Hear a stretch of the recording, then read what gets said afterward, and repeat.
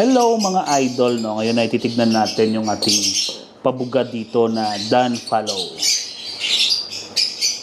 Ayun, no? Andun siya sa loob mga idol. Ito ay kapatid niya. Hindi naging visual. Normal na fisher. Ito, normal na fisher, kulay blue. Ayan.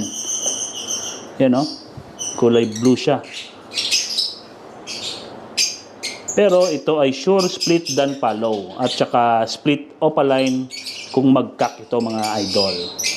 Tapos possible blue 2 pa. Dahil ang parents nila ay back-to-back par blue. Yan o, naka-perch sa aking kamay. Ayan. Yan, kukunin natin yung kapatid na visual Dan. Oop, muntik na. Muntik nang mahulog. Yan siya o. Yan sa loob o. Yan. Come here. Come to Papa, baby. Yan. Ooh. Oh, ang ganda mga idol. Op, op, op. Relax. Relax. Wow. Isang blue Dan Follow mga idol.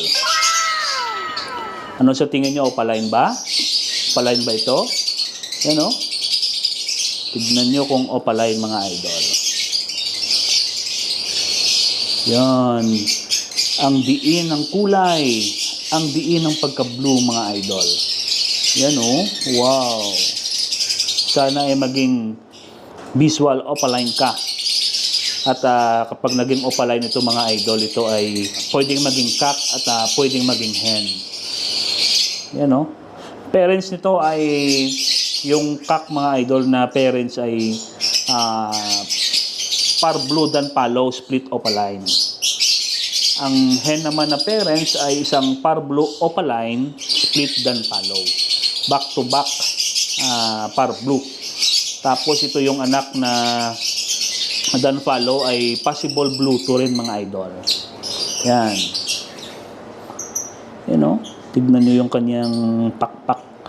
Ang ganda ng pagkatubo. Ang linis ng ulo. Yun, bumalik siya ng kusa sa loob. Yan o ba? Wow.